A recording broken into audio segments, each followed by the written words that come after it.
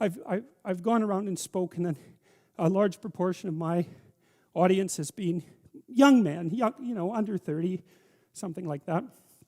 And I've spoken to them a lot about responsibility. And what's so odd about this is that of all the things that I've spoken about, because I can see the audience and I can feel how the audience is reacting, because I'm always paying attention to all of you insofar as I can manage that. So I get some sense of how what I'm saying is landing, which you have to do if you're going to speak effectively to people. And what happens is if I talk about responsibilities, everyone is silent, just like they are now. Silent and not moving, right? Focusing, attentive. Say, pick up your responsibility. Pick up the heaviest thing you can and carry it. And the room goes quiet and everybody's eyes open. And I think, that always makes me break up.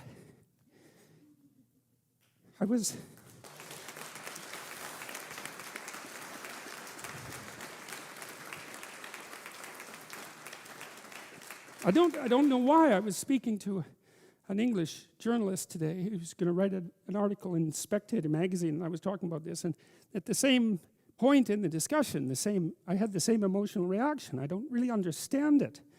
I think there's something about it that's so crucial, because we've been fed this unending diet of rights and freedoms, and there's something about that, there's something about that that's so pathologically wrong, and people are starving for the antidote, and the antidote is truth and responsibility, right? And it isn't because that's what you should do in some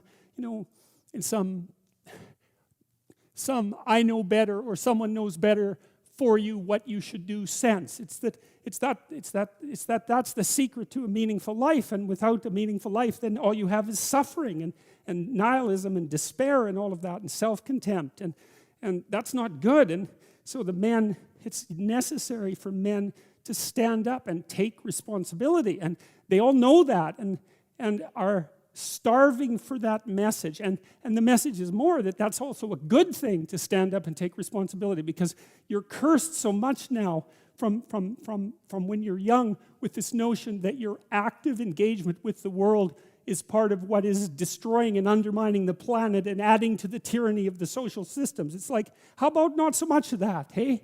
Because it's too soul deadening. It's anti-human right to the core. And my sense instead is that, if you were able to reveal the best of yourself to you in the world, that you would be an overwhelming force for good, and that whatever errors might be made along the way would wash out in the works. And that's the other thing that you see in the Abrahamic stories, because Abraham is not a perfect person by any stretch of the imagination. He's a real person, and he makes mistakes, but it doesn't matter. The overarching narrative is, maintain your covenant with God, and despite your inadequacies, then not only will you prevail, but your descendants will prevail. It's like, great, that's really good news, So it's been